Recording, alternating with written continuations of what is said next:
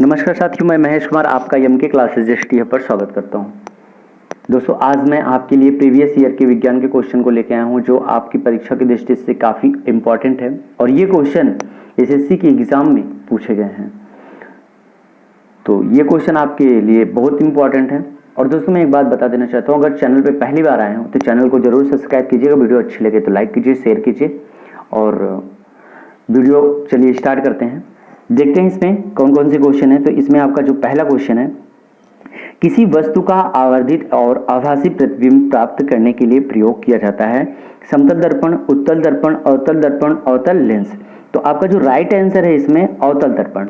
अवतल दर्पण आपका राइट आंसर है। ठीक है। उत्तल दर्पण द्वारा काफी बड़े क्षेत्र की जो इसमें जो आपका किसी वस्तु का आवर्धित और आभासी प्रतिबिंब प्राप्त करने के लिए अवतल दर्पण का प्रयोग किया जाता है। ठीक है, अवतल दर्पण का प्रयोग किया जाता है। चलिए नेक्स्ट क्वेश्चन देखेंगे। आपका नेक्स्ट क्वेश्चन है, सूर्य की ऊर्जा का स्रोत किस प्रक्रिया में निहित है। सूर्य की ऊर्जा का जो स्रोत है वो किस प्रक्रिया में निहित है। तो आपको पता होगा किसमें, नाभिकीय फ्यूजन में। कुछ लोग नाभिकीय विखंडन लगा देते हैं, तो नाभिकीय विखंडन गलत है आपका। किसमें है, नाभिकीय फ्यूजन में है। ठीक है। चलिए अगला क्वेश्चन देखेंगे। प्रकृति में सबसे सशक्त बल कौन सा है। वैद्युत बल, गुरुत्वीय बल, नाभिकीय बल, चुंबकीय बल। तो कौन सा बल सबसे सशक्त बल है। तो इसमें सबसे सशक्त बल आपका जो है वो नाभिकीय बल है। कौन सा बल है, नाभिकीय बल है। तो वैज्ञानिकों ने प्रकृति में जो बल हैं इनको 4 भागों में बांटा गया है। ठीक है। पहला होता है आपका विद्युत चुंबकीय, दूसरा होता है, एक होता है विद्युत चुंबकीय हो गया, और दूसरा होता है इसमें सशक्त नाभिकीय। एक होता है कौन सा, सशक्त नाभिकीय, और एक होता है दुर्बल नाभिकीय, और एक होता है गुरुत्वीय बल। तो सशक्त नाभिकीय बल चारों बलों में सबसे सशक्त जो नाभिकीय बल होता है वो सशक्त नाभिकीय बल होता है, चारों बलों में सबसे सशक्त बल है। और जबकि गुरुत्वीय बल, जो आपका गुरुत्वीय बल है, ये सबसे दुर्बल बल होता है। सबसे दुर्बल बल कौन सा होता है, सबसे दुर्बल बल आपका गुरुत्वीय बल होता है। और सबसे सशक्त बल कौन सा होता है, नाभिकीय बल। और दुर्बल बल कौन सा होता है, गुरुत्वीय बल। क्लियर। चलिए नेक्स्ट देखेंगे। आपका है, होलोग्राम किसे कहते हैं। होलोग्राम किसे कहते हैं। तो होलोग्राम एक ऐसी तकनीकी है कि वस्तु से निकलने वाले प्रकाश को रिकॉर्ड कर बाद में पुनर्निर्मित किया जाता है। ठीक है। इससे जो निकलने वाला प्रकाश है उसको रिकॉर्ड करके बाद में पुनर्निर्मित किया जाता है। और होलोग्राम देखने में त्रियामी छवि प्रतीत होती है। इसको देखने में मतलब 3D प्रतीत होता है, लेकिन मूल रूप से अगर देखा जाए तो 2D होता है, मतलब कि द्विआयामी आकृति ही होती है। तो इसका जो सही आंसर होगा आपका, एक त्रिविमीय छवि के पुनः उत्पादन के लिए फोटोग्राफिक रिकॉर्ड। तो आपका जो विकल्प सी है ये आपका राइट आंसर है, त्रिविमीय छवि के पुनरुत्पादन के लिए फोटोग्राफिक रिकॉर्ड। ओके। चलिए अगला क्वेश्चन देखेंगे आप। आकाश किस कारण से नीला होता है।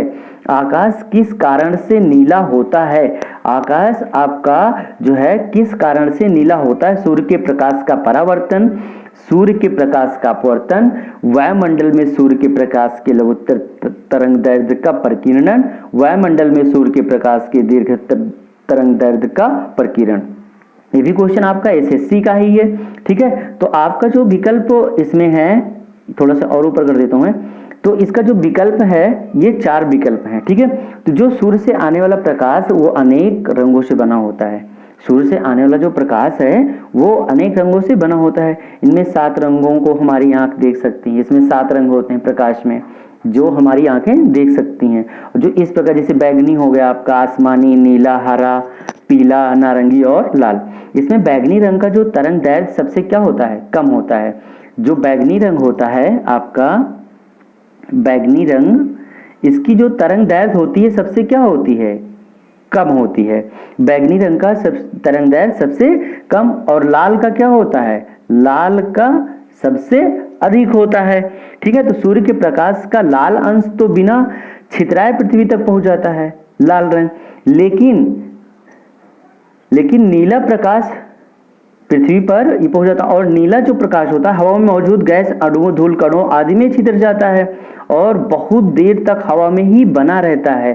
तो इस तरह से छितराई हुई नीली रोशनी के कारण आकाश हमें क्या होता है, आकाश हमें नीला दिखाई देता है। तो इसका जो सही आंसर होगा, इसका जो सही आंसर होगा सी विकल्प होगा, वायुमंडल में सूर्य के प्रकाश के लघुत्तर तरंगदैर्घ्य का परिकीर्णन। तो कौन सा होगा इसका आंसर, आंसर इसका सी सही होगा। क्लियर। चलिए नेक्स्ट देखेंगे अगला, फाउंटेन पेन किस सिद्धांत पर काम करती है, फाउंटेन पेन किस सिद्धांत पर काम करती है। तो आपको इसमें विकल्प दिए गए हैं, द्रवों का उच्च से निम्न विभव की ओर प्रभाव, कोशिका केशिका क्रिया, बर्नौली का सिद्धांत, द्रवों की सैन्यता। तो आपका जो गुरुत्व के विरुद्ध किसी द्रव के बहने की जो क्षमता को ही केशिका क्रिया का नाम दिया जाता है। ठीक है, फाउंटेन पेन केशिका क्रिया के सिद्धांत पर ही काम करता है। तो आपका जो इसमें राइट आंसर होगा वो होगा आपका बी राइट आंसर होगा। क्लियर। चलिए नेक्स्ट देखेंगे, आपका है लेंस किससे बनता है, लेंस किससे बनता है ये चीज आपको बताना है। पायरेक्स कांच से, फील्ड कांच से, साधारण कांच से, कोबाल्ट कांच से। जो लेंसों का निर्माण होता है, लेंसों के निर्माण में क्राउन कांच एवं फ्लिट कांच प्रयोग किए जाते हैं। कौन कौन से कांच प्रयोग किए जाते हैं, क्राउन कांच और फ्लिट कांच। ठीक है, तो इनके अतिरिक्त आजकल क्या होता है, इनके अतिरिक्त क्वार्ट्ज क्रिस्टल तथा एक्रिलिक प्लास्टिक का भी लेंस प्रयोग किया जाता है। तो आपका इसमें ये सारे तो मैंने जो बताया आपको, क्राउन भी नहीं है इसमें, फ्लिप्ड भी, यहाँ पे फ्लिप्ड आपको दे रखा है विकल्प में, फ्लिट कांच आपका दे रखा है। तो और इसमें देखो क्वार्ट्ज क्रिस्टल ये दिया गया नहीं दिया गया है।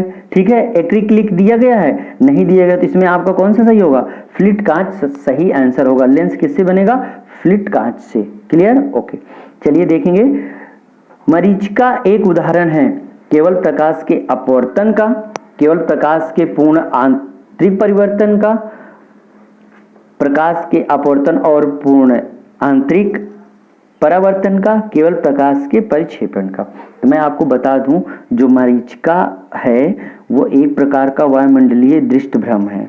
वो क्या है, वायुमंडलीय दृष्ट भ्रम है, जिसमें प्रेक्षक अस्तित्वहीन जलाशय एवं दूरस्थ वस्तु के उल्टा या बड़े आकार के प्रतिबिंब जो होता है तथा अन्य अनेक प्रकार के विरूपण दिखता है। मतलब उसमें क्या होता है, जैसे लगता है कि पानी भरा हुआ है, पानी चमक रहा है। ठीक है, और वस्तु प्रेक्षक के बीच की दूरी कम होने पर प्रेक्षक का भ्रम दूर होता है। ठीक है, इस घटना की व्याख्या प्रकाश के पूर्ण आंतरिक परावर्तन एवं अपवर्तन के सिद्धांत पर आधारित हो जाती है। तो इसका जो विकल्प सी है, प्रकाश के परावर्तन और पूर्ण आंतरिक परावर्तन का।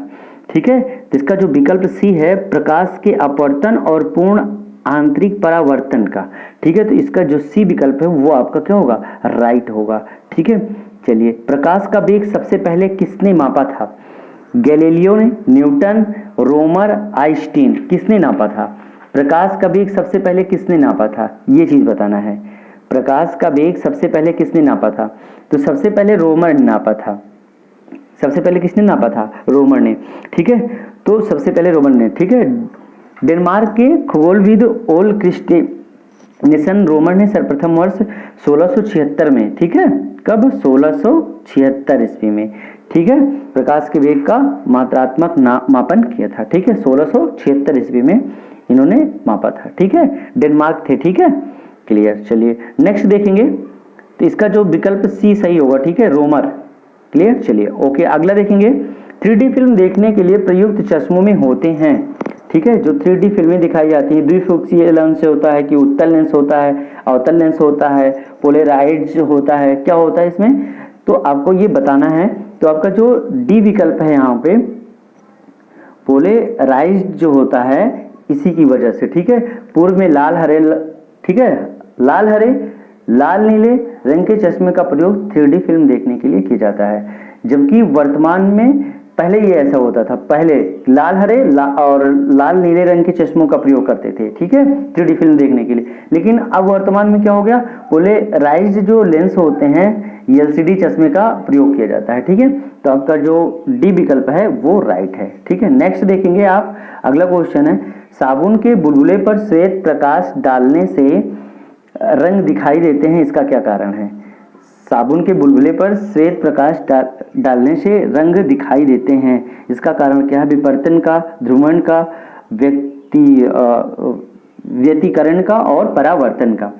तो आपको मैं बता देना चाहता हूं कि साबुन के जो बुलबुलों पर श्वेत प्रकाश डालने से रंग जो दिखाई देने का पीछे का जो कारण है वो क्या है कि श्वेत प्रकाश की किरणें साबुन के बुलबुलों पर जब पड़ती हैं तो उनकी बाहरी और भीतरी दोनों सतहों से किरण परावर्तित होकर प्रेक्षक की आंखों पर लौटती हैं, मतलब जो देखता है उसकी आंखों पर सीधे लौट जाती हैं, ठीक है।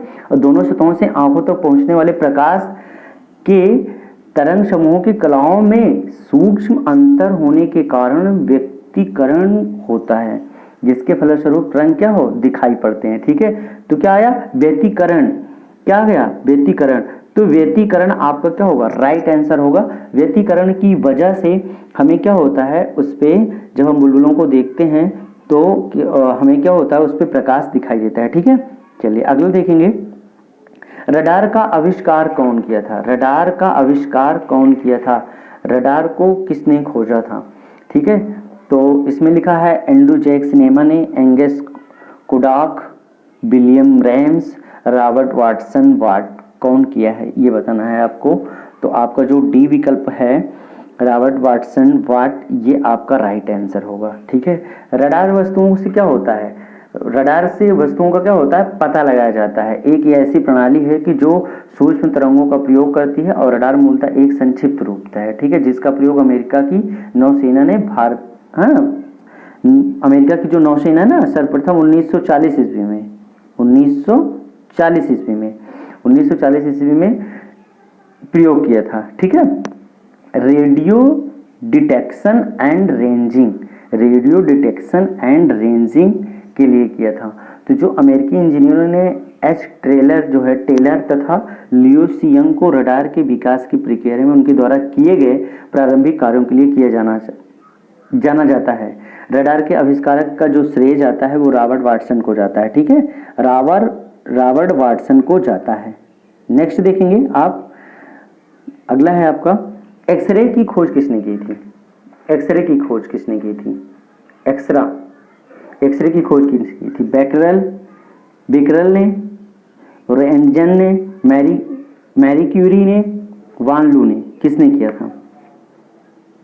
इसका जो सही आंसर होगा रोएंटगन ने किया था, ठीक है। हाँ, रोएंटगन ने किया था। बी विकल्प आपका राइट आंसर होगा। नेक्स्ट क्वेश्चन है आपका, पनडुब्बियां पानी में चलती हैं, उनके इंजन में निम्नलिखित में से किस ईंधन का प्रयोग किया जाता है? तो ये तो आंसर सभी को पता होगा, डीजल का प्रयोग होता है इसमें, ठीक है। किसका प्रयोग होता है? डीजल का प्रयोग होता है। किसका प्रयोग होता है? डीजल का। पारंपरिक डीजल इलेक्ट्रिक पनडुब्बियों के इंजन के ईंधन के रूप में डीजल का ही प्रयोग किया जाता है, ठीक है। चलिए डीजल होगा इसमें, डीजल। बी विकल्प आपका सही आंसर है, डीजल। चलिए अगला क्वेश्चन देखेंगे। जब झूले पर बैठा हुआ कोई व्यक्ति उस पर खड़ा होता है तो झूले के दोलन की आवृत्ति क्या होती है? कम हो जाती है, बढ़ जाती है, अनंत, इनफाइनाइट हो जाती है, उनमें कोई परिवर्तन नहीं होता है। तो इसका जो सही आंसर है वो आपका क्या होगा? इसका जो सही आंसर होगा वो क्या होगा? कम हो जाती है, बढ़ जाती है कि अनंत हो जाता है? तो क्या होता है? बढ़ जाता है। जब झूले पर कोई व्यक्ति खड़ा होगा तो उसका जो दोलन की आवृत्ति होगी वो क्या हो जाएगी? बढ़ जाएगी। क्लियर? उसकी दोलन की आवृत्ति क्या होगी? बढ़ जाएगी। तो इस तरह से आपके ये कुछ क्वेश्चन थे।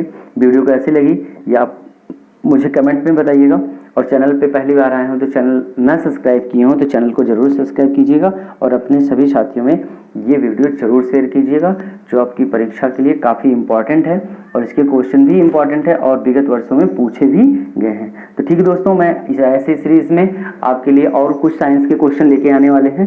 तो चैनल को सब्सक्राइब नहीं किया तो चैनल को जरूर सब्सक्राइब कर लीजिएगा, जिससे मेरा ये वीडियो आप तक पहुंच सके, और उसके साथ साथ बेल आइकन को भी दबा दीजिएगा, जिससे नोटिफिकेशन भी आपको मिल जाए। ठीक है, तो आज मैं इतना ही रखता हूँ, आपको मिलता हूँ नेक्स्ट सीरीज में। तब तक के लिए जय हिंद, जय